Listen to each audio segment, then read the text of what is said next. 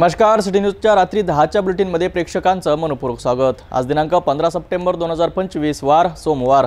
बातमीपत्राची सुरुवात करूया सुविचारमालेने। आयुष्य हे एक सुंदर प्रवास आहे, त्याचा आनंद घ्या। आजचा सुविचार आपण बघितला। आता बघूया बातमीपत्रातील ठळक बातम्या। या हेडलाइन्सचे प्रायोजक आहेत बीटीपी यात्रा group Amravati. BTP group Amravati की ओर से गणेश चतुर्थी की हार्दिक शुभकामनाएं।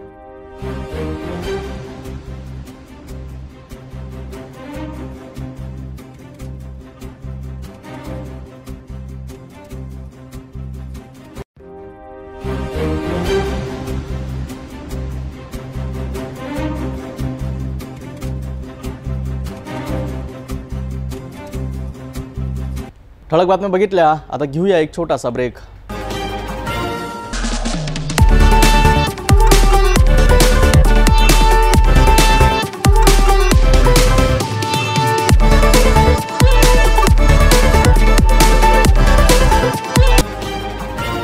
ब्रेकनंतर बघूया सविस्तर बातम्या।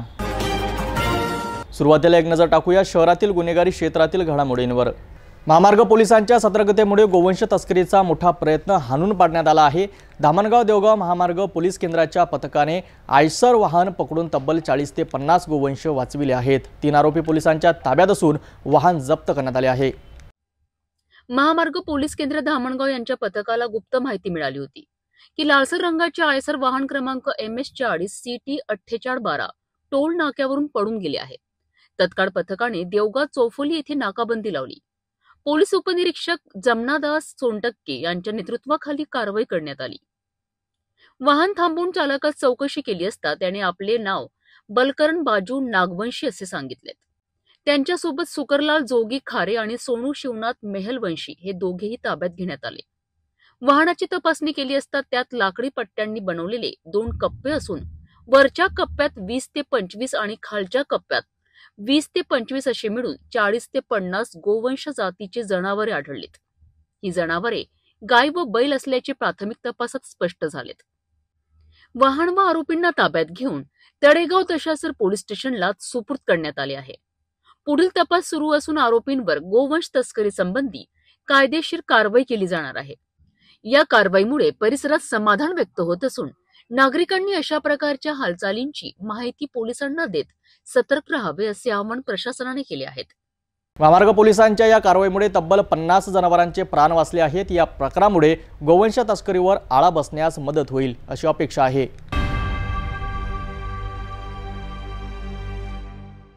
अमरावती ग्रामीण पोलिसांनी गोवंश हत्या आणि तस्करीला आळा घालण्यासाठी एक मोठी कारवाई केली आहे।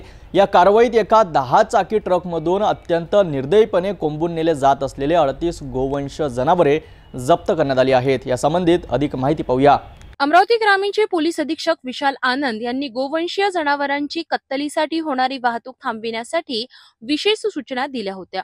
या सूचनेनुसार स्थानिक गुन्हे शाखेचे उपनिरीक्षक विशाल रोकडे आणि त्यांच्या पथकाला 14 सप्टेंबर रोजी एक गुप्त माहिती मिळाली। नागपूरहून अमरावतीकडे जाणाऱ्या एका 10 चाकी ट्रकमधून गोवंश जातीची जनावरे कत्तलीसाठी नेली जात होती।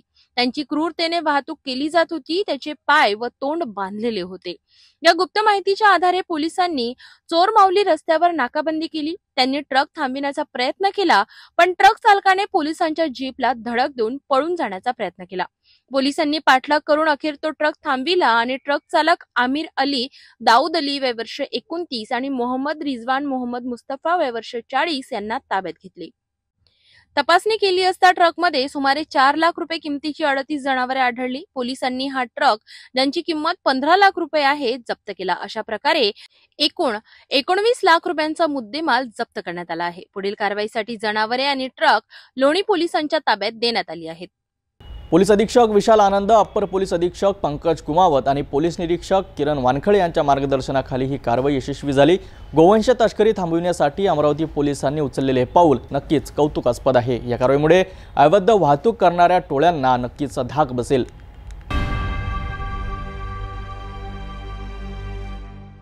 अमरावती जिल्ह्यामध्ये सध्या अनेक समस्यांनी शेतकऱ्यांपासून ते सामान्य नागरिकांपर्यंत सर्वांनाच हैराण केले आहे। ढगफुटीमुळे झालेले नुकसान, डॉक्टरांचा संप आणि रेल्वे पुलाची समस्या यासारख्या अनेक मुद्द्यांवरून अमरावतीचे खासदार बळवंत वानखडे यांनी सरकारवर जोरदार टीका केली आहे। अमरावती जिल्ह्याचे खासदार बळवंतजी वानखडे आपल्यासोबत आहेत. जिल्ह्यामध्ये ज्या प्रमाणात पाऊस पडलेला आहे, काही ठिकाणी ढगफुटीसुद्धा झालेली आहे. शेतकऱ्यांचं भारी प्रमाणात नुकसान झालेलं आहे, सोयाबीनचं सुद्धा. आणि अजून पिकाचं काय प्रतिक्रिया चालू? जे काही पाऊस आहे तो वारंवार ढगफुटीसारखा पाऊस होतो आणि शेतकऱ्यांनी जे पेरणीपासून तर आजतागायत सातत्यानं पाऊस चालू आहे आणि तो पाऊस एकदम म्हणजे शेतकऱ्यांना पूर्णतः नेस्तनाबूत करून गेलेला आहे. शेतकरी खूप संकटात आहे. अशा वेळेस सरकारनं त्याच्या पाठीशी उभं राहणं गरजेचं आहे. त्याचा विमा, त्याचं कर्जमाफी, जे तुम्ही सरकारनं कर्जमाफी आपल्या जाहीरनाम्यात केली होती जाहीर, ती कर्जमाफीसुद्धा त्याला दिली पाहिजे. हे सगळं त्याच्या पाठीशी, आज शेतकऱ्याच्या पाठीशी सरकारनं उभं राहणं अतिशय गरजेचं आहे. म्हणून त्याला कुठंतरी दिलासा मिळाला पाहिजे ही अपेक्षा आहे.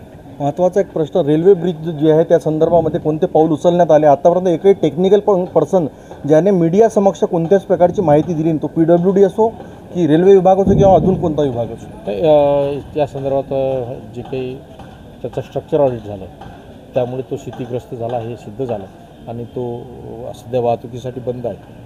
त्या संदर्भात मी रेल्वेसोबत, BNC सोबत, इतर यंत्रणांसोबत चर्चा केली, परंतु पुन्हा तो बांधावा यासाठी काही अजून निश्चितता नाही. मध्यंतरीच्या काळात मी माननीय नितीनजी गडकरी साहेब यांना भेटलो. नितीनजी गडकरी साहेबांनी तो सेतुबंधन या योजनेखाली त्या पुलाचं इस्टिमेट करा आणि माझ्याकडे द्या, मी नक्की करून देतो असं आश्वासन दिलं. मला असं वाटतं की परंतु तो राज्य शासनाकडून जाणं आवश्यक आहे. राज्य शासनाकडून तो प्रस्ताव दिला म्हणजे गडकरी साहेब करतील यात शंका नाही. शेवटचा प्रश्न, मागीलच 18 दिवसापासून सुपर स्पेशालिटीचे सर्व डॉक्टर संपावर गेलेले आहे. 600पेक्षा जास्त सर्जरी रखडलेल्या आहे. पूर्ण जिल्ह्यामध्ये हा त्रास होत आहे. त्यांचा पगारच ही 1 वर्ष झाला मिळाला नाही. जिल्ह्यात नाही तर पूर्ण महाराष्ट्रात आरोग्याची परिस्थिती हीच आहे. शेतकऱ्यांची परिस्थिती असो किंवा अन्य शिक्षणाची असो, सर्व राज्य हे अतिशय डबघाई झालेलं आहे, मोडकळी झालं आहे.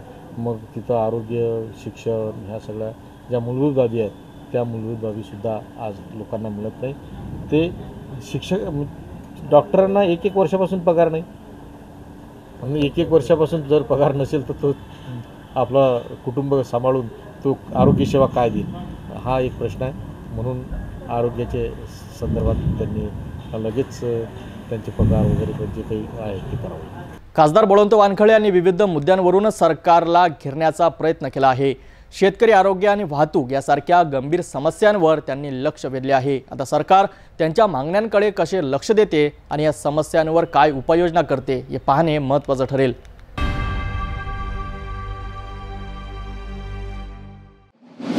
धुळे शहर विधानसभा मतदारसंघातून एक मोठी वादग्रस्त बातमी समोर आली आहे. माजी आमदार अनिल गोटे यांनी नागपूर येथे एका पत्रकार परिषदेत खळबळजनक आरोप केले आहेत. गोटे यांचा दावा आहे की या निवडणुकीत 45,000 बोगस मतदारांनी मतदान केले. त्यांनी पुराव्यासह 27,000 बोगस मतदार याद्या दाखविल्यात, ज्यात एकाच व्यक्तीचे नाव आणि पत्ते वेगवेगळ्या ठिकाणी नोंदविले होते. या दाव्यामुळे पुन्हा एकदा राजकीय वर्तुळात बोगस मतदानाचा मुद्दा तापला आहे. काँग्रेस नेते राहुल गांधी यांच्यानंतर आता ठाकरे गटाच्या या माजी आमदाराने हा मुद्दा उचलून धरल्याने राज्याच्या राजकारणात खळबळ उडाली आहे. धुळे शहर विधानसभा मतदारसंघातून एक मोठी वादग्रस्त बातमी समोर आली आहे. माजी आमदार अनिल गोटे यांनी नागपूर येथे एका पत्रकार परिषदेत खळबळजनक आरोप केले आहेत. गोटे यांचा दावा आहे की या निवडणुकीत 45,000 बोगस मतदारांनी मतदान केलेत. त्यांनी पुराव्यासह 27,000 बोगस मतदार याद्या दाखवल्यात, ज्यात एका व्यक्तीचे नाव आणि पत्ते वेगवेगळ्या ठिकाणी नोंदविले होते. या दाव्यामुळे पुन्हा एकदा राजकीय वर्तुळात बोगस मतदानाचा मुद्दा तापला आहे. काँग्रेस नेते राहुल गांधी यांच्यानंतर आता ठाकरे गटाच्या या माजी आमदाराने हा मुद्दा उचलून धरल्याने राज्याच्या राजकारणात खळबळ उडाली आहे. हमारे धुलिया में राहुल गांधी जी का रिकॉर्ड तोड़ दिया लोगों ने. उन्होंने 80 मतदान गाँव घर में बसाए थे. यहाँ एक ही घर में 195 इसमें फैमिलीज रहती है. एक ही घर में 1319. वहाँ उसके बाद गफूर नगर है. गफूर नगर में 11 गफूर नगर, ये एड्रेस पे 137 फैमिली रहती है. बंगाल बाजार है, 11 बंगाल बाजार में 66 फैमिली रहती है और अनमोल नगर में जितने प्लॉट नहीं है उतने 106 लोग रहते हैं। और आनंदीबाई जावड़ेकर में जहाँ पैर रखने की जगह नहीं, वहाँ 67 फैमिली है और एक एक आदमी का नाम कम से कम 2 बार तक कॉमन है, लेकिन 8 बार 5-5 6 बार उसमें दर्ज किया है। और राहुल जी जो कहते हैं कि जो 76 लाख उसे कहाँ से आए, महाराष्ट्र में से, तो उसमें से 45,000 तो हमारे हैं। क्या ऐसा है? शाम को 5 बजे के बाद जो 7.5% मतदान बढ़ा है वो ये है।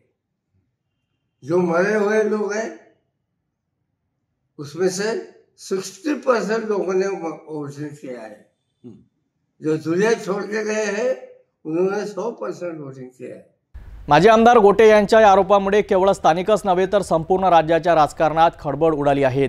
निवडणुकीपूर्वीही त्यांनी तत्कालीन जिल्हाधिकाऱ्याकडे या संदर्भात तक्रार केली होती, मात्र कोणतीही कारवाई झाली नाही असे त्यांचे म्हणणे आहे। आता गोटे यांनी तत्कालीन जिल्हाधिकारी आणि संबंधित प्रशासनाविरोधात निवडणूक आयोगाकडे तक्रार करण्याचा इशारा दिलाय। निवडणूक आयोग या प्रकरणाची किती गांभीर्याने दखल घेतो हे पाहणे महत्त्वाचे ठरेल। हा मुद्दा महाराष्ट्राच्या राजकारणात नवे वादळ आणू शकतो।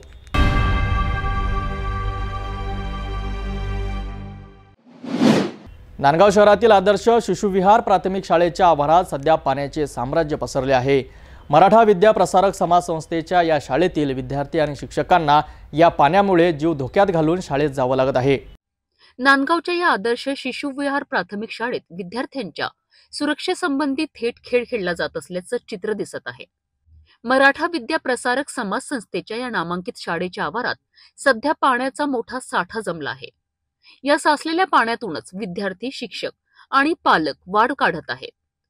शाळेचं प्रशासन पालकांकडून लाखो रुपयांची फी वसूल करतं, परंतु विद्यार्थ्यांना मूलभूत सुविधा देण्यात मात्र पूर्णपणे अपयशी ठरत आहे। या पाण्यामुळे मुलांना आरोग्याच्या समस्या तर उद्भवू शकतात, परंतु त्यांच्या सुरक्षिततेचाही प्रश्न मोठा निर्माण झाला आहे। प्रशासनाच्या या बेजबाबदार भूमिकेमुळे पालकांमध्ये प्रचंड संताप आहे। शिक्षण समिती या गंभीर प्रकरणावर काय निर्णय घेणार याकडे आता संपूर्ण नांदगावकरांचे लक्ष लागून आहे।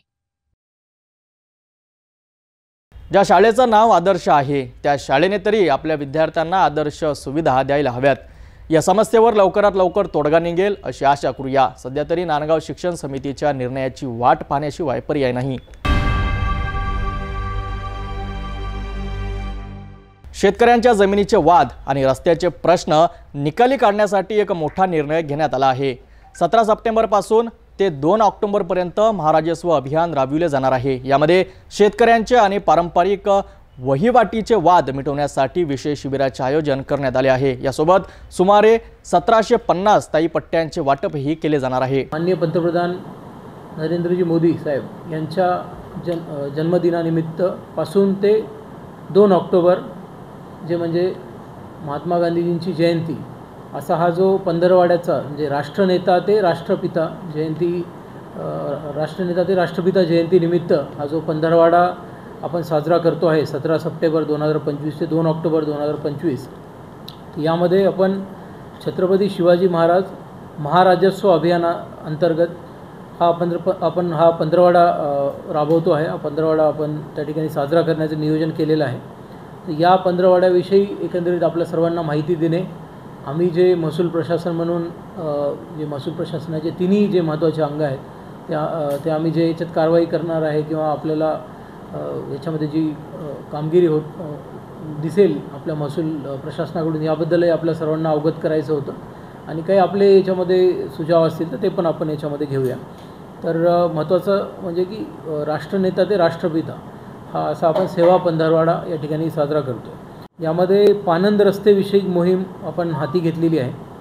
आपल्या सर्वांना माहिती आहे की ग्रामीण भागामध्ये हे जे शेतपानंद रस्ते आहेत हे अतिशय महत्त्वाची भूमिका त्या ठिकाणी या रस्त्यांची असते।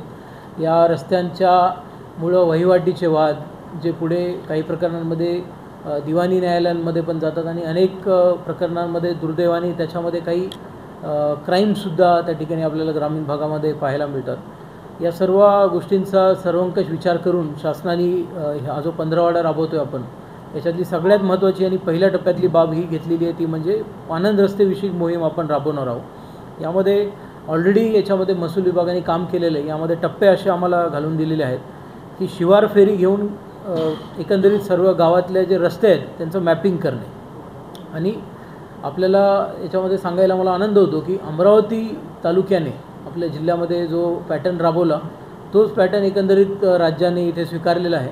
आपण अमरावती तालुक्यामध्ये एक उपक्रम असा केला होता की जे भूमी अभिलेखकडून आपण नकाशे घेतले होते आणि त्या नकाशावर जे शेत रस्ते आहेत ते आपण एका ब्लॅक कलरनी त्या ठिकाणी ते मार्क केले होते आणि नंतर आपण असे पण रस्ते त्या नकाशावर मॅप केले की जे वहिवाटीत आहेत पण मॅपवर नाही आहेत। तर वहिवाटीत असलेल्या म्हणजे पारंपरिक पद्धतीने म्हणा किंवा तहसीलदारांनी खुला करून दिलेल्या पद्धतीने म्हणा, कुठल्याही पद्धतीने रस्ते खुले झाले पण ते मॅपवर नव्हते, त्याला आपण ब्ल्यू कलरनी त्या ठिकाणी मार्क केलं होतं। आणि आता हाच पॅटर्न एकंदरीत पूर्ण राज्यामध्ये त्या ठिकाणी राबवलं चाललं आहे की याच्यामध्ये 2 प्रकारचे रस्ते आपल्याला नोंद करायचे। प्रपत्र 1 आहे की ज्यामध्ये ऑलरेडी नकाशावर असलेले रस्ते की या प्रपत्रामधल्या ज्या रस्त्यांबद्दल आपल्याला ही भूमिका घ्यायची आहे की याच्यामध्ये कुठल्याही प्रकारचं जर अतिक्रमण असेल तर ते अतिक्रमण आपण या कालावधीमध्ये निष्कासित करणार आहोत। महापालिका जी आहे आपली अमरावती अमरावती महापालिका व अवर्ग नगरपालिका जी आपली अचलपूर आहे, या दोघांचं मिळून आम्ही 1000चं उद्दिष्ट ठेवलेलं आहे की या 1000 लोकांना या 15 दिवसात आम्ही पट्टे वाटपाचा कार्यक्रम घेणार आहे। सोबतच जे ब वर्ग व क वर्ग नगरपालिका सगळ्या मिळून 300, नगरपंचायत 200 आणि ग्रामीण भागातले 150 अशा पद्धतीने साधारणतः एक 1750 लाभार्थ्यांना किंवा 1650 लाभार्थ्यांना आम्ही या 15 दिवसामध्ये पट्टे वाटपाचा आमचा त्या ठिकाणी कार्यक्रम आहे। जीवन सातबार मोहिमेबद्दल मी आपल्याला सांगितलं आणि आणखी एक महत्त्वाचा मुद्दा यामध्ये आहे तो सांगायचा राहून गेला आपल्याला, तो 155 जो कलम आहे MLRCचा, याच्यामध्ये सातबारामध्ये आपण किरकोळ प्रमाण दोष म्हणतो त्याला आपण, किरकोळ जे क्लेरिकल मिस्टेक असतात त्या दूर करणं अपेक्षित आहे। पण मध्यंतरीच्या काळामध्ये अनेक तक्रारी अशा आल्या की क्लेरिकल मिस्टेक दूर करण्याच्या नावाखाली अनेक लोकांनी काही वेगवेगळ्या सातबाऱ्यामध्ये चेंजेस केलेले आहेत। तर त्याचीसुद्धा एक मोहीम माननीय विभागीय आयुक्त मॅडम यांच्या सूचनेनुसार आपण घेतो आहे की काही जे 155चे जे ऑर्डर आहेत आपल्या कलम 155 MLRCनुसार दिले गेलेले तहसीलदारांची ऑर्डर त्या आपण चेक करणार आहे आणि त्याच्यामध्ये जर कुठे काही आपल्याला अनियमितता आढळली तर त्याचे पण रिपोर्टिंग आपण शासनाला करून योग्य ते प्रशासकीय त्याच्यामध्ये आपण त्यांच्यावर जे डिसिप्लिनरी ॲक्शन आहे ती त्या ठिकाणी घेणार आहोत। जिल्हाधिकारी आशिष एरेकर यांनी दिलेल्या माहितीनुसार या अभियानामुळे केवळ शेतरस्त्याचे वादच नाही तर इतर अनेक महत्त्वाचे प्रश्नही मार्गी लागणार आहे। लिपिकांच्या चुका दुरुस्त करण्याची मोहीम, भूमिहीन लोकांना जागा उपलब्ध करून देणे तसेच जिल्ह्यातील 300 स्मशानभूमीची जागा शोधून काढणे अशा अनेक बाबींवर या अभियानात काम केले जाणार आहे। या निर्णयामुळे अनेक वर्षांपासून प्रलंबित असलेले प्रश्न मार्गी लागतील अशी अपेक्षा आहे।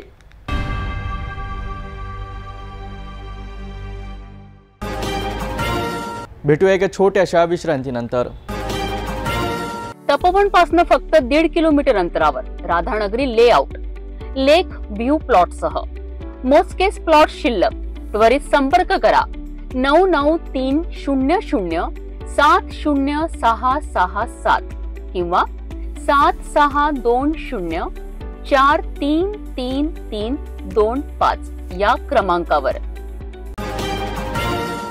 विश्रांतीनंतर पुन्हा आपले स्वागत। एक नजर अन्य महत्त्वाच्या बातम्यांवर।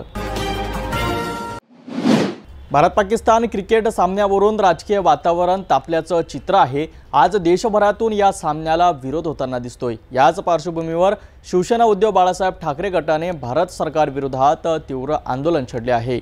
महाराष्ट्रातील नांदेड शहरातही ठाकरे गटाच्या महिला आघाडीने या सामन्याचा निषेध करत अनोखं आंदोलन केलं आहे। त्यांनी पंतप्रधान कार्यालयाला चक्क कुंकवाच्या पुड्या पाठविल्या आहेत। काय आहे हे प्रकरण आणि या आंदोलनामागे त्यांची काय भूमिका आहे पाहूया या सविस्तर रिपोर्टमध्ये। भारत आणि पाकिस्तान यांच्यातील क्रिकेट सामना हा नेहमीच एक मोठा चर्चेचा विषय असतो. मात्र सध्या या सामन्याच्या आयोजनाला देशभरातून विरोध होताना दिसतोय. याच विरोधाची धार नांदेडमध्येही पाहायला मिळाली. शिवसेना उद्धव बाळासाहेब ठाकरे गटाच्या महिला आघाडीने नांदेडमधील अण्णाभाऊ साठे चौकात केंद्रीय सरकार विरोधात जोरदार निदर्शने केली.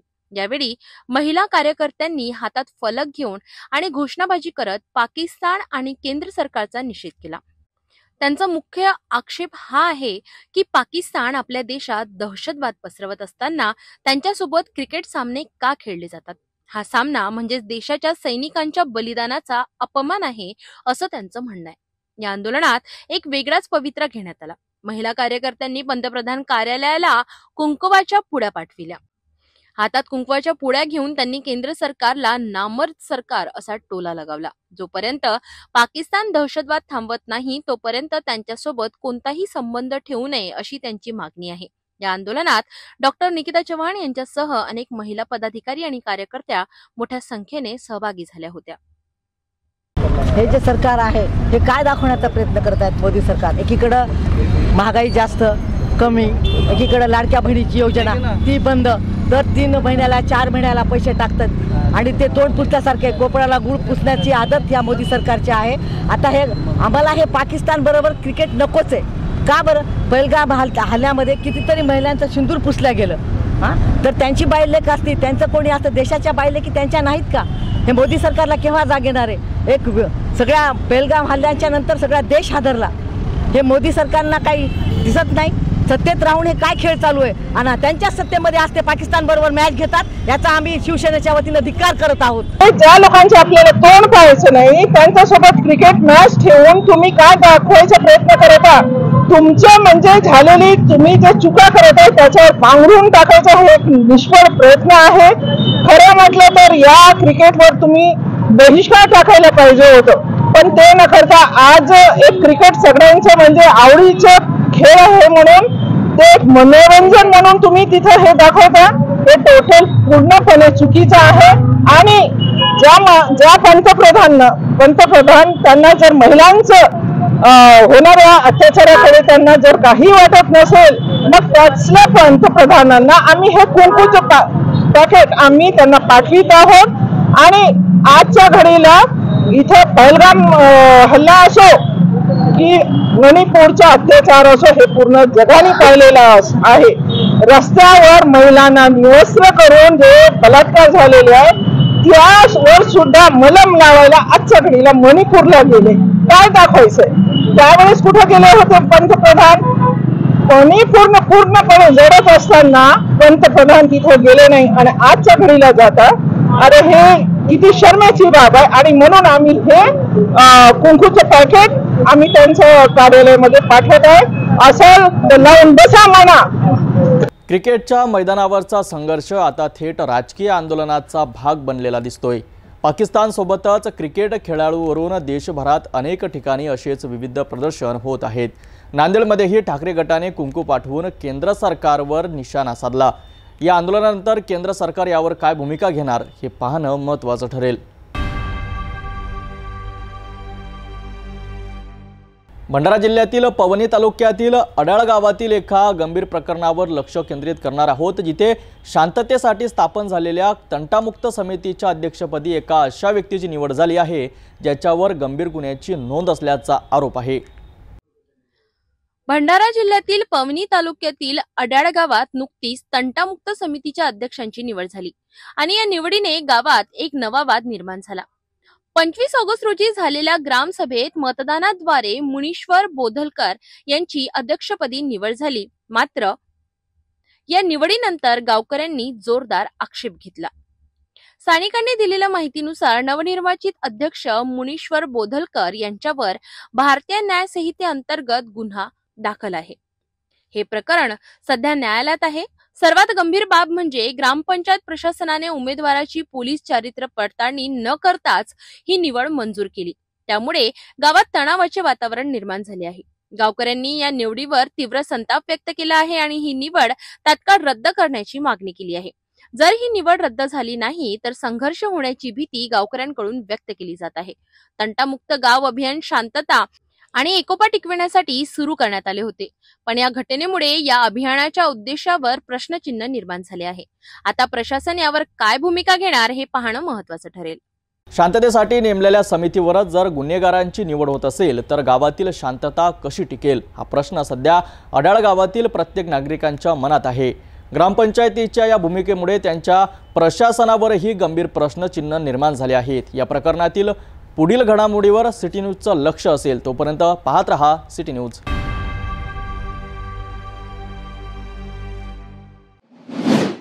सिंदखेड राजा तालुक्यात पुन्हा एकदा ढगफुटी सदृश्य पाऊस झाला आहे, ज्यामुळे शेतकरी पुन्हा एकदा संकटात सापडले आहेत. या प्रचंड पावसाने शेतकऱ्यांच्या हातातोंडाशी आलेला घास हिरावून घेतला आहे. शेतीची जमीन पाण्याखाली गेली आहे. सोयाबीन आणि कपाशीचे उभे पीक पूर्णपणे उद्ध्वस्त झाले आहेत. शेतकरी हवालदिल झाले आहेत.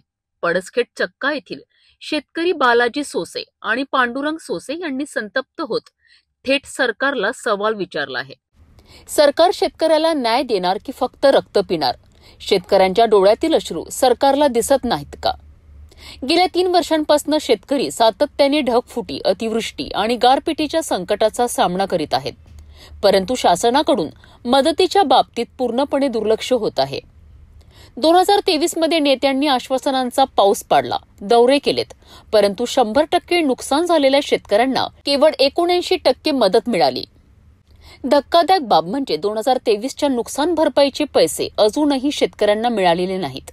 शेतकऱ्यांचा आरोप आहे की किनगाव राजा येथील पर्जन्यमापक यंत्रणेची आकडेवारी चुकीची आहे, ज्यामुळे त्यांना योग्य मदत मिळत नाही. पातळगंगा नदीला आलेल्या पुरामुळे किनगाव राजा शहरालाही धोका निर्माण झाला आहे. उमरस देशमुख गावांना जोडणारा रस्ता पाण्याखाली गेला आहे. या सर्व परिस्थितीमुळे शेतकरी संतप्त झाले आहेत आणि प्रश्न विचारत आहे, आम्ही न्याय कुणाकडे मागायचा?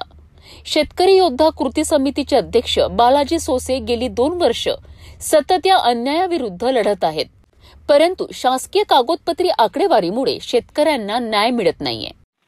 नमस्कार मित्रांनो, मी बालाजी सोसे, पळसखेड तालुका सिंदखेड, जिल्हा बुलढाणा. मी माझ्या स्वतःच्या शेतामध्ये उभा आहे. हे शेत आहे का हा पाझर तलाव आहे? पाझर तलाव आहे का एखादा समुद्र आहे? अशी अवस्था या ठिकाणी निर्माण झालेली आहे. मी तुम्हाला या ठिकाणी दाखवतो. माझी पूर्णपणे कपाशी आणि सोयाबीन, याच्या पलीकडे वाटणे सोयाबीन आहे, कपाशी आहे. अशीच परिस्थिती या ठिकाणी नाही, संपूर्ण या ठिकाणी सिंदखेड तालुक्यामध्ये अशीच परिस्थिती गेल्या 2 वर्षापासून चालू आहे. पण सरकार आमच्या शेतकऱ्याकडे लक्ष द्यायला तयार नाही. शेतकऱ्याची एवढी व्यथा असताना सुद्धा सरकार आमच्याकडे बघायला तयार नाही. या ठिकाणी कपाशी पूर्णपणे पाण्यात गेलेली आहे.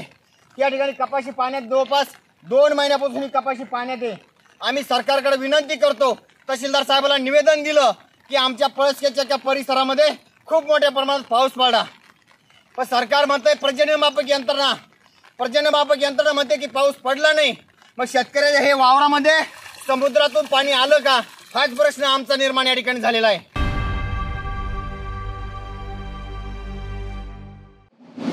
प्रहार जनशक्ती पक्षाचे अध्यक्ष बच्चू कडू यांची शेतकरी शेतमजूर हक्क यात्रा आज नांदेड जिल्ह्यात पोहोचली आहे.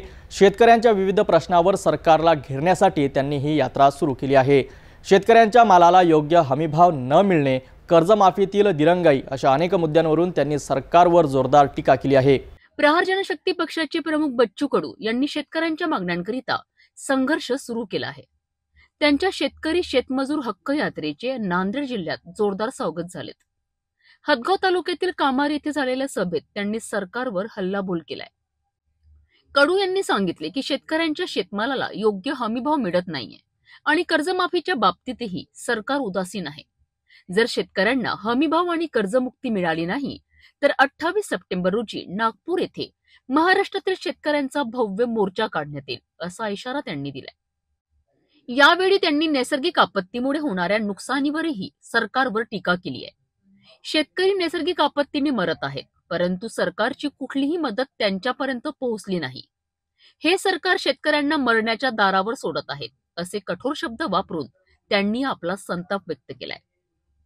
याशिवाय त्यांनी सहस्त्रकुंड जलविद्युत प्रकल्पाबाबतही आपली भूमिका स्पष्ट केली आहे.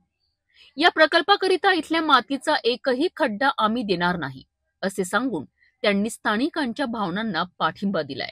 लोकांच्या लुटीचं तंत्र आम्ही लोकांना सांगतो, कसं लुटल्या जातो. 11% आयकर कापसावर कमी केल्यामुळे किती लाख गाठी आमच्या देशात येऊन पडणार, त्याचे परिणाम शेतकऱ्यावर कसे होईल. आज 3400 रुपये सोयाबीनचे भाव आहे, 15 दिवसानं सोयाबीन हाती येईल, तर 5328 रुपये भावानं किती सोयाबीन खरेदी करणार, किती खरेदी केंद्र तुम्ही उभे करणार आहे, काही ताळमेळ नाही. काल मी पणन सचिवाशी बोललो, तर म्हणजे अजून काही त्याचं आमचं आखणीच झाले नाही. त्या माझ्या शेतकऱ्याला तुम्ही काय मराच्या दारावर सोडणार आहे. एका इकडे नैसर्गिक आपत्तीनं शेतकरी मरत आहे, चौफेर आम्ही पाहतोय कुठलेही पंचनामे नाही, काही नाही, कुठली मदत नाही, त्याबाबत कुठल्याही प्रकारचा शासन निर्णय अजूनपर्यंत काढलेला नाही. आणि मग असा वाऱ्यावर सोडून चालणार नाही. आम्ही सांगितलं का सोयाबीनचं खरेदी केंद्र, कारण आता पहिल्यांदा आमचं सोयाबीन हाती येतं, दिवाळीच्या आत ते हाती, दिवाळीच्या आत किती केंद्र सुरू करणार, प्रत्येक जिल्ह्यात किती सोयाबीन खरेदी करणार आहे, त्याचं स्पष्टीकरण सरकारनं दिलं नाही तर प्रत्येक जिल्ह्यात पालकमंत्री आणि कलेक्टरच्या घरावर आम्ही सोयाबीनचं तुकार घेऊन जाऊ. आम्ही तो सगळा बंदोबस्त करू. आणि कर्जमुक्तीच्या बाबतीत ना हमी भाव, पेरणी ते कापणीपर्यंत सगळे कामं एमआरजीएस मधून, याच्यासाठी 28 तारखेला नागपूरला, बुद्धेगुरूला लाखो शेतकरी एकत्र होऊन आंदोलन करणार. सहस्त्रकुंडाच्या बाबतीत मी मगा बोललो का तुम्ही एवढी जर नद अशी सवान असेल, तुम्ही नद पाहिली असेल तर आत्ताच आम्ही पाहतो शेतीला टेकलेली आहे, आणि त्याचं थोडं जरी पाणी आलं तर त्या आजूबाजूनं किमान 1-1 किलोमीटरचा त्याचा परिणाम त्याच्यावर होतं. त्या बाबतीत सगळ्या गोष्टी, एकतर काय आहे कायदा, काय आहे 2013चा कायदा असा म्हणतं, पुनर्वसन भूसंपादन पुनर्वसन कायदा असा म्हणतं का 70% सहमतीशिवाय कुठलाही सार्वजनिक प्रकल्प तुम्हाला सुरू करता येणार नाही. मग त्याचा तुम्ही निकष पाळणार का नाही पाळणार, या सगळ्या संदर्भात कसा प्रकल्प होणार आहे, किती पाणी थांबणार आहे, त्याचं काय खोलीकरण करणार का नदीचं, या सगळ्या संदर्भात तुम्ही स्पष्टीकरण द्यायला पाहिजे, माहिती द्यायला पाहिजे. आणि हे जर देत नसल आणि जर प्रकल्प सुरू केला तर त्या प्रकल्पातलं जमीन तर सोडा, खळा उचलू देणार नाही आम्ही. शेतकऱ्यांच्या मुद्द्यावर बच्चू कडू यांनी सरकारला दिलेला हा इशारा महत्त्वाचा आहे. 28 सप्टेंबरला नागपूरमध्ये होणाऱ्या मोर्चातून सरकारला शेतकऱ्यांच्या प्रश्नावर ठोस पावले उचलावी लागतील अशी शक्यता आहे.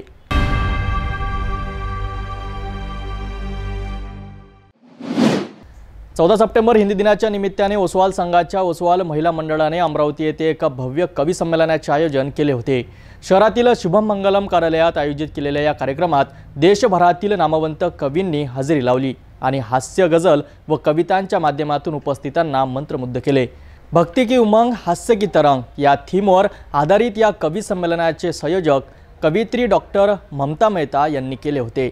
अमरावती शहरातील ओसवाल महिला मंडळाने आयोजित केलेले हे कवी संमेलन केवळ मनोरंजनाचे साधन नव्हते, तर हिंदी भाषेला आदरांजली वाहण्याचा एक प्रयत्न होता. या संमेलनात इंदोर येथील डॉक्टर किरण पांचाल, बैतूल येथील तेज प्रताप तेज, मुंबई येथील हास्य कवी विनोद सोनी, उज्जैन येथील मनोहर मस्खरा आणि नागपूर येथील रामवृक्ष गुप्ता एहसास, जबलपूर येथील हास्य कवी विनोद नयन यांसारख्या प्रसिद्ध कवींनी आपली कला सादर केली. पेट्रोल पंप पे गया, बाइक पे वो पीछे बैठी थी, मैंने उसको थोड़ी दूर खड़ा कर दी, पंप पे पेट्रोल डलवाने गया, पंप वाला बोले भाई साहब आप तो कवि हो, मैंने हाँ हूँ, कोई होगा, बोले यार एक प्रश्न था मैंने पूछो, बोले यार ये जितने भी लोग आते हैं श्रीमती को इतनी दूर खड़ा करते हो, यहाँ पेट्रोल भरवाने आते, जब तक वो खड़ा वो गाड़ी पे बैठा के यहाँ क्यों नहीं आते, हाथों को नहीं लाते, तो मैंने कहा ज्वलनशील पदार्थ पेट्रोल पंप पर और आज में करेंगे ऐसा थोड़ी लगता है कि सत्यनारायण भगवान की कथा सुनने के लिए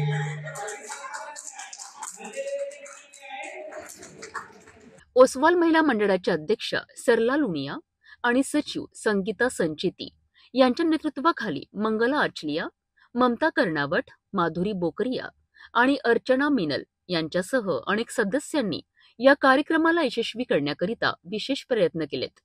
उपस्थितांनी हास्य, गझल आणि कवितांचा मनसोक्त आनंद घेतला.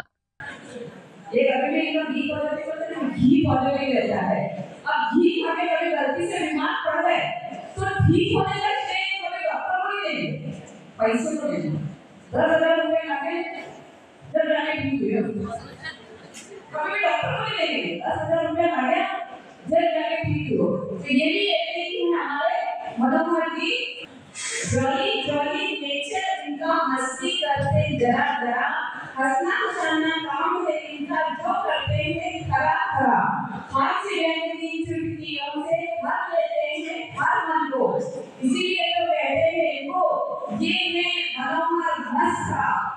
ओसवाल महिला मंडळाच्या या कार्यक्रमाला अमरावतीकरांनी उत्स्फूर्त प्रतिसाद दिला। कवींनी सादर केलेल्या या कविता आणि गझलांनी उपस्थितांना मंत्रमुग्ध केले, तर हास्यकवींच्या विनोदी शैलीने सभागृहात हास्यांचे तरंग उमटले।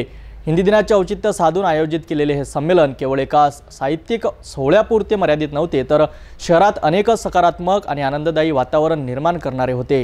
या यशस्वी कार्यक्रमाबद्दल ओसवाल महिला मंडळ अभिनंदनास पात्र आहे। नांदेडमध्ये कोळी महादेव समाजाचे आंदोलन सुरू झाले आहे। आपल्या विविध मागण्यांसाठी समाजाच्या वतीने जिल्हाधिकारी कार्यालयासमोर आजपासून आमरण उपोषण सुरू करण्यात आले आहे। समाजाची प्रमुख मागणी आहे की त्यांना वैधता प्रमाणपत्र तात्काळ आणि कोणत्याही विलंब न करता देण्यात यावे। या उपोषणात जिल्ह्याच्या कानाकोपऱ्यातून कोळी समाजाचे लोक मोठ्या संख्येने सहभागी झाले आहेत। नांदेडमध्ये कोळी महादेव समाजाने आपल्या हक्कांकरिता एल्गार पुकारला आहे। जिल्हाधिकारी कार्यालयासमोर सुरू असलेले हे आमरण उपोषण अनेक महत्त्वाच्या मागण्यांसाठी आहे। समाजाची सर्वात महत्त्वाची मागणी आहे की त्यांना वैधता प्रमाणपत्र कोणत्याही दिरंगाईशिवाय दिले जावे।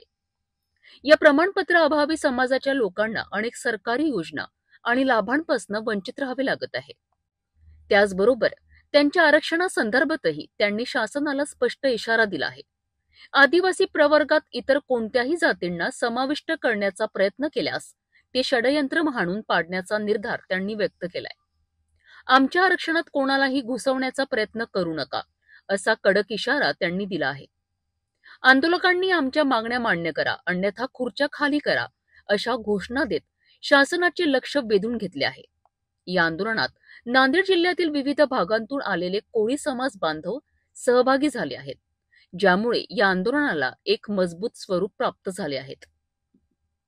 शासनाला आमची कळकळीची विनंती आहे की आम्ही मूळ जमातीचे असून सुद्धा आम्हाला शासन या ठिकाणी प्रचंड नाहक त्रास देत आहे आणि शासनाला आज आमचे प्रमुख 5 लोक या ठिकाणी उपोषणाला बसलेले आहेत आणि आपल्या प्रिंट मीडियाच्या माध्यमातून प्रेस मीडियाच्या माध्यमातून मी शासनाचं लक्ष वेधू इच्छितो की जे वाल्य हा वाल्मिकी झाला आहे, त्यामुळं हे रचनाकार रचलेला आहे, त्यामुळं पुन्हा वाल्मिकीला वाल्य होण्याची वेळ शासन आमच्या समाज बांधवावर येऊ देऊ नये अशी कळकळीची विनंती मी आपल्या माध्यमातून शासनाला करतो।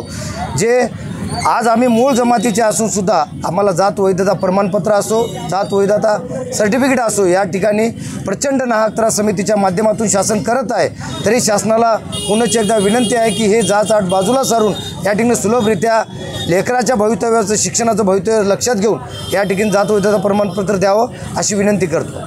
नाही, आम्ही शासनाला सांगू इच्छितोय की आमच्या समाजामध्ये किंवा आमच्या एस टी प्रवर्गामध्ये इतरांना कोणाला घुसण्याचं तुम्ही षडयंत्र रचू नये आणि ते रचलं असेल तर ते भविष्य काळात आम्ही त्याला आणून पाडू। सरकारला या माध्यमातून एवढाच इशारा देऊ इच्छितो की मूळ आम्ही आदिवासी आहात, आदिवासी असून सुद्धा आम्हाला हे सगळ्या हटकर धनगर या ठिकाणी एस टीची मागणी करतोय। आत्ताच काल परवा बंजाराने मागणी केलेली आहे, त्यांच्या मागणीबद्दल आमचं काही दुमत नाही, पण आमचं मूळ हक्क जे आहे ते हक्क आम्हाला द्यावं एवढी या ठिकाणी विनंती करतो। तुमच्या आदिवासी कोळी समाजाच्या बांधवाचा आत्महत्या केल्याची निलंगा या ठिकाणचा आमचा जे मेळे नावाचा या ठिकाणी युवक आत्महत्या केलेला या जाचाला कंटाळून मी आपल्या माध्यमातून सरकारकडे विनंती करतो की त्या SDMला तात्काळ या ठिकाणी सस्पेंड करा आणि त्याला खरी श्रद्धांजली या ठिकाणी द्या।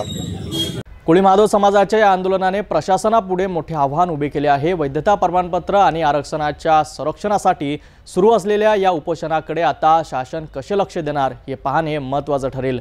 जर सरकारने त्यांच्या मागण्यांची दखल घेतली नाही तर हे आंदोलन आणखी तीव्र होण्याची शक्यता आहे।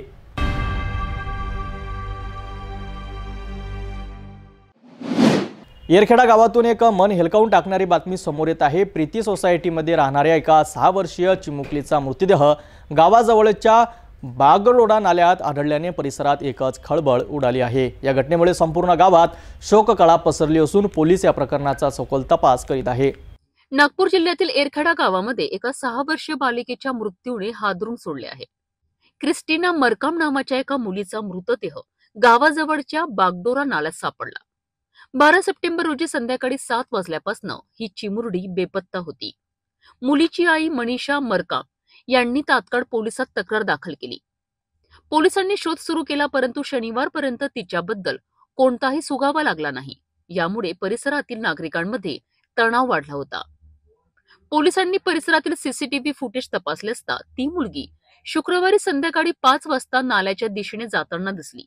या माहितीच्या आधारे पोलीस उपायुक्त निकेतन कदम यांच्या नेतृत्वाखालील पथकाने नाल्याजवळ शोध मोहीम राबवली।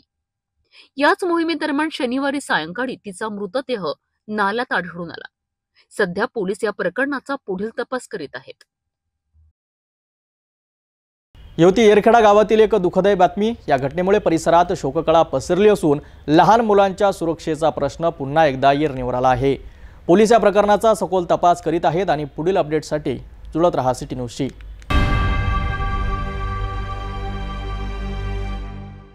पोलीस असल्याची बतावणी करून फसवणूक आणि जबरी चोरी करणाऱ्या एका आरोपीला गुन्हे शाखा युनिट 3च्या पोलिसांनी अटक केली आहे। या आरोपीने एका व्यक्तीला पोलीस ठाण्यात घेऊन जाण्याच्या बहाण्याने त्याच्या दुचाकीतील 28,000 रुपये घेऊन पळ काढला होता। पोलिसांनी तांत्रिक तपास करून आणि सापळा रचून या आरोपीला मोठ्या शिताफीने अटक केली आहे। आरोपीकडून चोरीस गेलेली रक्कम आणि गुन्ह्यात वापरलेली गाडी असा एकूण 1,08,000 रुपयाचा मुद्देमाल जप्त केलाय। 13 सप्टेंबर रोजी दुपारी करण पाखले नावाचे एक गृहस्थ त्यांच्या ॲक्टिवा गाडीने लालगंज झाडे चौकातून जात होते। त्याचवेळी दुसऱ्या ॲक्टिवा गाडीवर आलेल्या एका व्यक्तीने त्यांना थांबविले। त्या व्यक्तीने स्वतःला पोलीस असल्याचं भासवलं आणि पाखले यांच्या गाडीची तपासणी सुरू केली। तपासणीच्या बहाण्याने त्या आरोपीने पाखले यांच्या दुचाकीच्या डिक्कीत ठेवलेले 28,000 रुपये चोरलेत। आरोपीने पाखले यांना त्यांच्या गाडीवर मोठा दंड बाकी असल्याचं सांगून त्यांना लकडगंज पोलीस ठाण्यात येण्यास सांगितले आणि स्वतः मात्र पैसे घेऊन पसार झालेत। आपली फसवणूक झाल्याचं लक्षात येताच पाखले यांनी शांतनगर पोलीस ठाण्यात तक्रार दाखल केली। या गुन्ह्याचा समांतर तपास गुन्हे शाखा युनिट 3च्या पोलिसांनी सुरू केलाय। तांत्रिक तपास आणि गुप्त माहितीच्या आधारे पोलिसांनी आरोपी सुधीर लोखंडे याला बजाजनगर परिसरातून अटक केली आहे। चौकशी दरम्यान त्याने आपला गुन्हा कबूल केलाय। पोलिसांनी त्याच्याकडून चोरीला गेलेली रक्कम आणि गुन्ह्यात वापरलेली ॲक्टिवा गाडी असा एकूण 1,08,000 रुपयांचा मुद्देमाल जप्त केला आहे। तर पुढील तपास शांतनगर पोलीस करीत आहेत।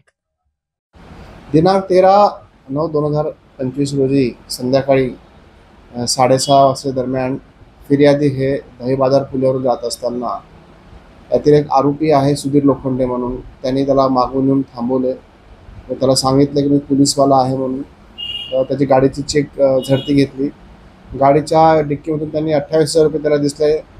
त्यांनी ते मनाई केली असे त्यांनी जबरदस्तीने ते हिसकले व त्याला सांगितलं की तू लकडगंज पोलीस स्टेशनला आहे असं म्हणून तो निघून गेला। नंतर आम्ही त्याचा शोध घेतला, त्याच्या गाडीचा शोध घेतला व काही तांत्रिक आधाराद्वारे त्याला आम्ही अंबाझरी हद्दीतून शोधले। त्याच्याकडून गुन्ह्यात वापरलेली गाडी व 28,000 रुपयाचे पूर्ण त्यांनी हे सगळे सर्व पैसे रिकवर करून आम्ही शांतीनगर पोलीस स्टेशनला पुढील तपास करण्यात ताब्यात दिलेले आहे। सदरचा आरोपी हा गुन्हेगार वृत्तीचा आहे। त्याच्यावर याच्या पहिले 420चा गुन्हा दाखल आहे आणि हा काही कामधंदे करत नाही, साधा कपड्यात थोडा या टाईपचे तो कामं करतो। सदरची कारवाई ही मान्य CP sir, joint CP sir, additional CP sir, ACP sir आणि आमच्या युनिट 3 पथकाच्या कर्मचाऱ्यांनी केलेली आहे। आव्हान आहे की असं रस्त्यात कोणीही साध्या कपड्यावर पोलीस आहे असं सांगून त्यांच्याकडनं काही दागिने किंवा पैसे मागत असेल तर ते कृपया देऊ नये। गुन्हे शाखा युनिट 3च्या या कामगिरीमुळे अशा प्रकारे फसवणूक करून चोरी करणाऱ्या गुन्हेगारावर अंकुश लावण्यात यश आले आहेत। या आरोपीने आणखी काही अशा प्रकारचे गुन्हे केले आहेत का याचा तपास पोलीस करीत आहेत। नागरिकांनी अशा प्रकारे संशयास्पद व्यक्ती दिसल्यास तात्काळ पोलिसांना कळवावे असे आवाहन केले आहे।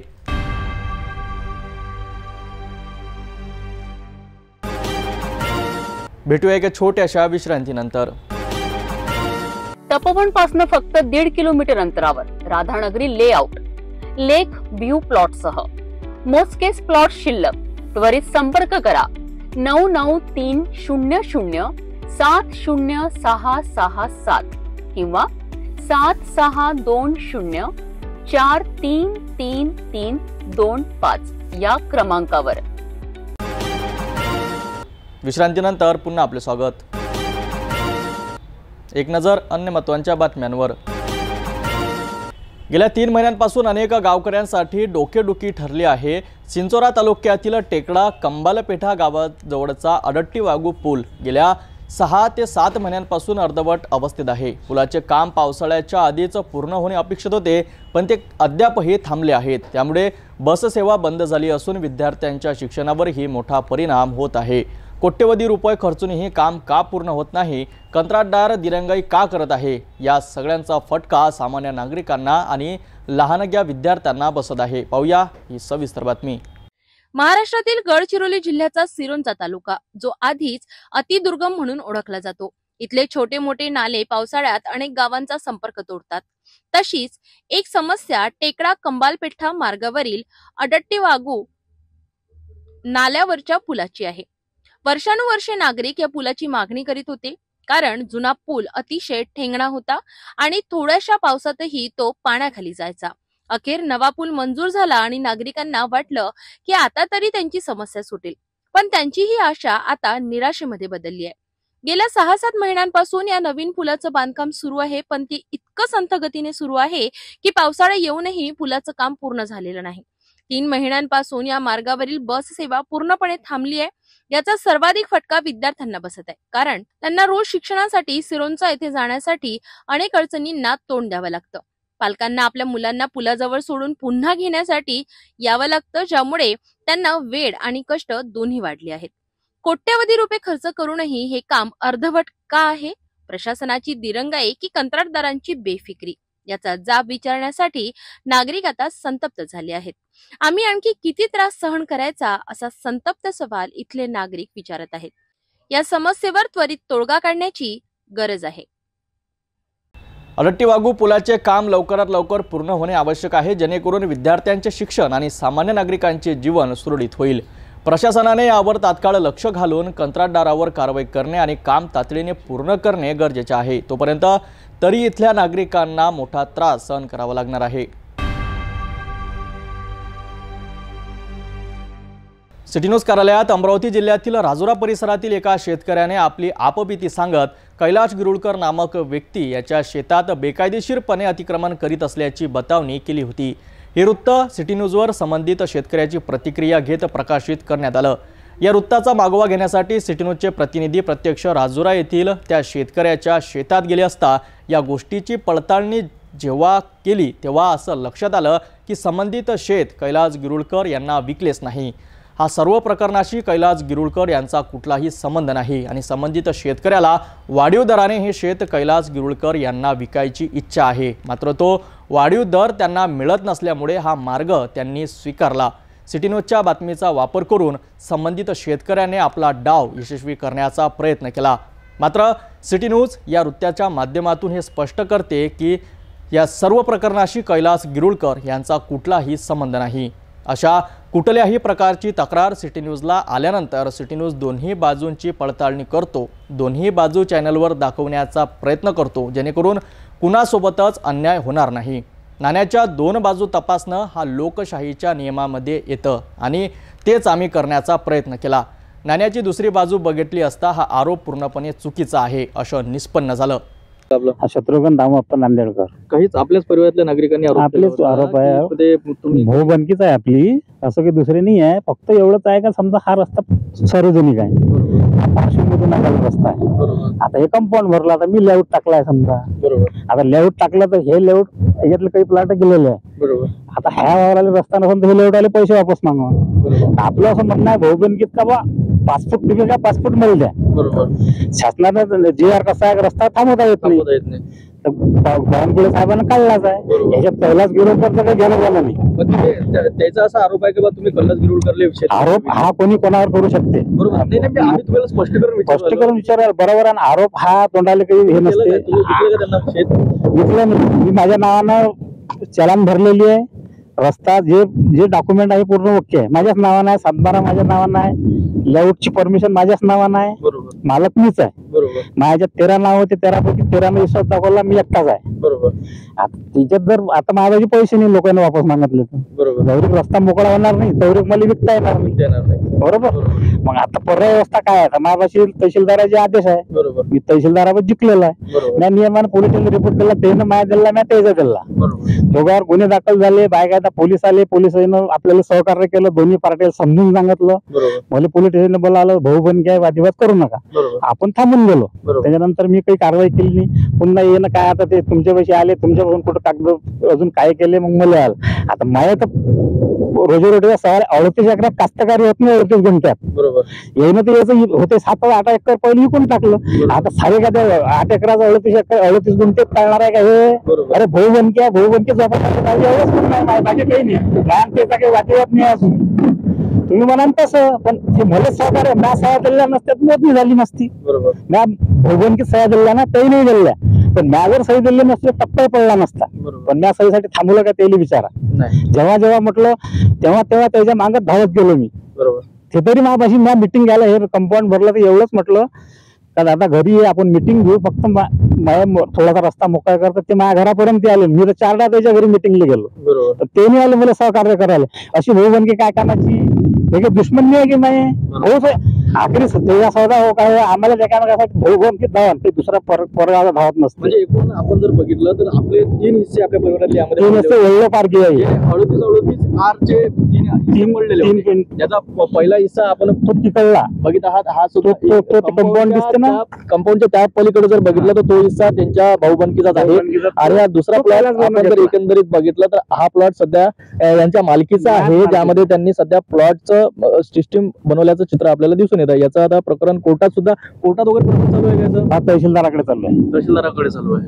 आपल्याला आता यांचं म्हणणं असं आहे की किरोळकरचे काही व्यक्ती नियम इथं किरोळकरचं काही घेणं देणंच नाही आपल्यासोबत, संबंधच नाही, काही संबंध नाही. कैलास गिरोळकडनं ते वावर घेतला, त्याची खरेदी झाली. बरोबर आता तिथे हे म्हणते त्याच्यावर अतिक्रमण त्याचा प्रॉब्लेम आहे. ते झालं असं तर तो ज्याचं शेत आहे तो कंप्लेंट करून, आपण हे म्हणत आहे मी इकडे मी त्या वावराची कंप्लेंट करू शकत नाही अतिक्रमण झालं म्हणून. पण मी नाही आहे तिथं, मी कशी कंप्लेंट करणार आहे? तो मालक करून जो आहे. या रस्त्याचं नेमकं आता काय? आता रस्त्याचं एवढंच आहे की आता माझ्यापाशी आदेश आहे, मी त्याचे पोलीस आले त्याला अजूनही प्रेमाने म्हणून राहिलो, पासपोर्ट तुम्ही काय पासपोर्ट नसन देत तर फक्त रस्ता मोकळा करून द्या. म्हणजे इथपर्यंत वावराचं समजा हे आखरीचा गोटा, इथपर्यंत रस्ता मोकळा पाहिजे. हाय किती जागा ते समजा असं 1000 फूट असून नाही.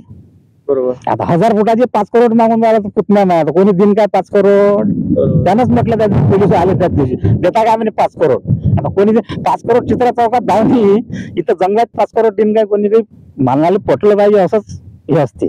नाण्याच्या दोन्ही बाजू बघितल्याशिवाय न्याय होत नाही आणि हेच सिटी न्यूज नेहमी करतं. या प्रकरणातून एक गोष्ट स्पष्ट होते की फक्त आरोप करून कुणालाही बदनाम करणं सोपं असतं, पण सिटी न्यूजने प्रत्यक्ष शेतात जाऊन दुसरी बाजू बघितली आणि कैलास गिरोळकर यांना या प्रकरणाशी काही संबंध नाही हे स्पष्ट झालं. आमचं काम आहे सत्य समोर आणणं, पण कुणावरही अन्याय होणार नाही याचीही दक्षता घेणं. राजभवनाच्या प्रांगणात महाराष्ट्राच्या राजकारणातील एक नव्या अध्यायाची सुरुवात होत आहे. गुजरातचे राज्यपाल आचार्य देवव्रत यांनी आज महाराष्ट्राच्या राज्यपाल पदाची शपथ घेतली आहे. या सोहळ्याचे थेट प्रक्षेपण राजभवन मुंबई येथून आपल्यासाठी सादर करीत आहोत. महाराष्ट्राच्या राज्यपाल पदाचा अतिरिक्त कारभार स्वीकारण्यासाठी गुजरातचे राज्यपाल आचार्य देवव्रत इथे उपस्थित आहेत. गेल्या आठवड्यात राष्ट्रपती द्रौपदी मुर्मू यांनी आचार्य देवव्रत यांना महाराष्ट्राच्या राज्यपाल पदाची अतिरिक्त जबाबदारी सोपविली होती. माजी राज्यपाल CP राधाकृष्णन यांनी देशाचे पुढील उपराष्ट्रपती म्हणून निवड झाल्यामुळे आपल्या पदाचा राजीनामा दिला होता. त्यानंतर ही जागा रिक्त झाली होती.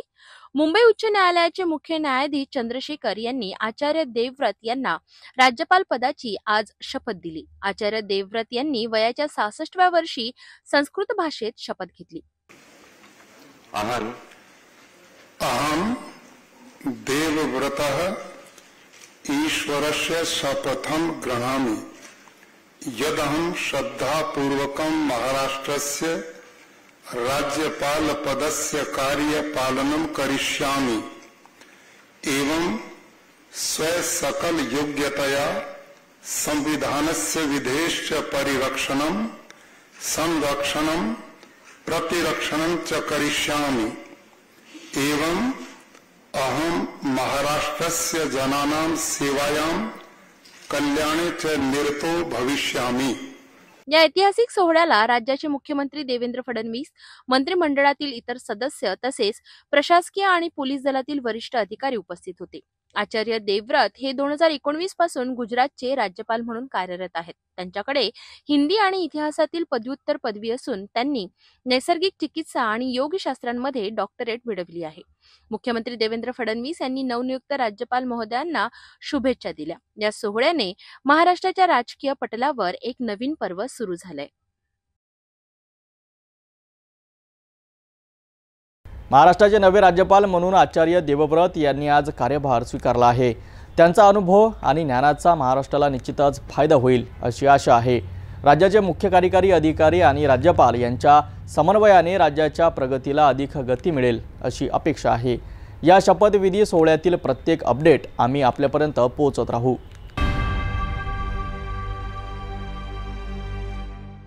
गेल्या 25 वर्षापासून एका तलावामुळे त्रस्त असलेल्या या कुटुंबाला प्रशासनाकडून कोणतीही मदत मिळत नाही। काय आहे संपूर्ण प्रकरण आणि का होत आहे शेतकऱ्याचं नुकसान, पाहूया या विशेष रिपोर्टमध्ये। नागपूर जिल्ह्यातील रामटेक तालुक्यातील चौगाण गावातील ही घटना आहे। मौजा चौगाण सर्वे क्रमांक 48 मध्ये राजेश नाकाडे यांचं शेत आहे। या शेताला लागूनच जपाडेश्वर तलाव आहे।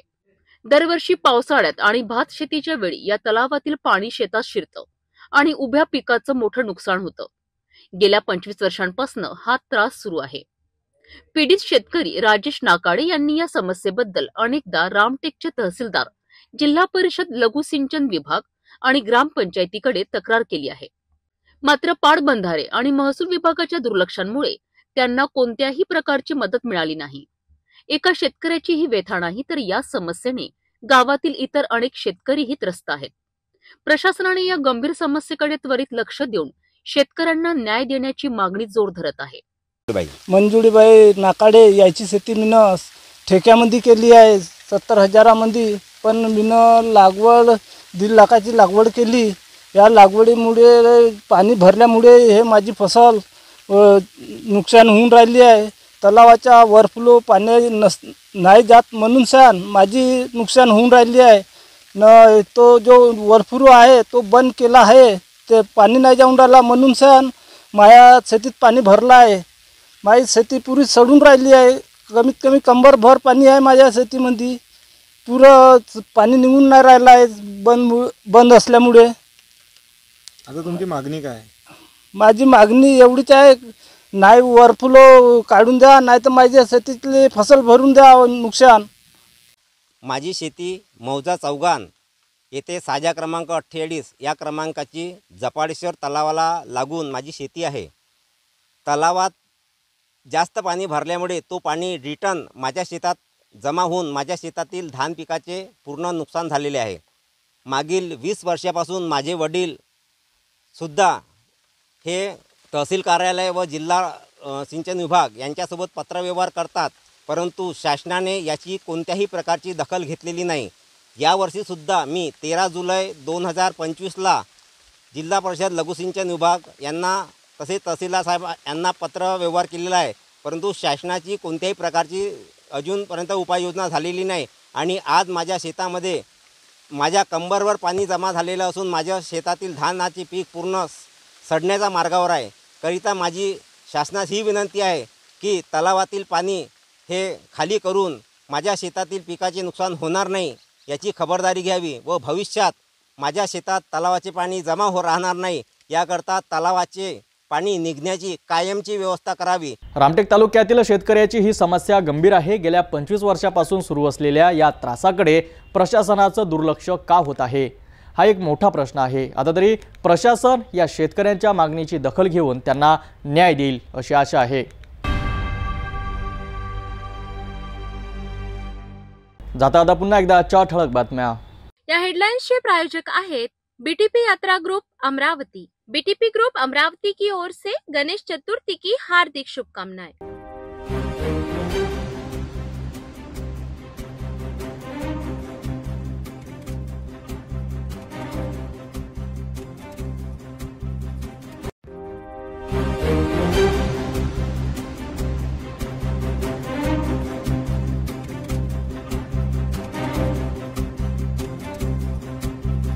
आपण आता सिटी न्यूज चॅनल आपल्या टीव्हीवर सुद्धा बघू शकता। यामध्ये नेक्स्ट चॅनल नंबर 117, जो channel number 872, JTBL channel number 73, Fastway channel number 256 वर बघू शकाल। आता अमरावती जिल्ह्यानंतर विदर्भ आणि महाराष्ट्राचे दर्शक घरबसल्या आपल्या केबल टीव्हीवर सिटी न्यूज बातमी पाहू शकाल। यात Chhatrapati Sambhajinagar next setup box number 14, Yavatmal setup box number 12, Washim setup box number 26, Nanded setup box number 17, Mahur setup box number 07, Akola RRC setup box number 899 वर लवकरच आम्ही आपल्यापर्यंत पोहोचणार आहोत। जर आपल्या केबल टीव्हीवर सिटी न्यूज चॅनल दिसत नसेल तर आपण आपल्या केबल ऑपरेटरशी संपर्क करावा। सिटी न्यूज केबलच्या व्यतिरिक्त यूट्यूब, फेसबुक, इंस्टाग्राम आणि ट्विटरवर सुद्धा बघू शकता। याकरिता सोशल मीडिया अकाउंट सबस्क्राईब करा, फॉलो करा, लाईक करा। यूट्यूब अकाउंट सबस्क्राईब करण्याकरिता सबस्क्राईब बटनला क्लिक करा आणि बेल आयकॉन दाबायला विसरू नका, कारण सर्वात आधी समाचार आपल्यापर्यंत पोहोचणार आहेत। तर या सिटी न्यूजचे फेसबुक पेज लाईक करा, इंस्टाग्राम आणि ट्विटर हँडल फॉलो करा। आपण व्हॉट्सअपवर सूचना देऊन सुद्धा न्यूज प्राप्त करू शकता। हे बातमीपत्र एवढ्यावरच थांबूया, पुन्हा भेटूया नवीन घडामोडीसोबत। नमस्कार। हर खबर पर पैनी नजर, हर मुद्दे पर सटीक वार, यही है सिटी न्यूज की पहचान। जहाँ सच्चाई की आवाज दबाई जाती है वहाँ सिटी न्यूज उठाता है सवाल। हर स्क्रीन पर, हर प्लेटफॉर्म पर हमारी मौजूदगी बोलती है। सिटी न्यूज हमेशा सच के साथ।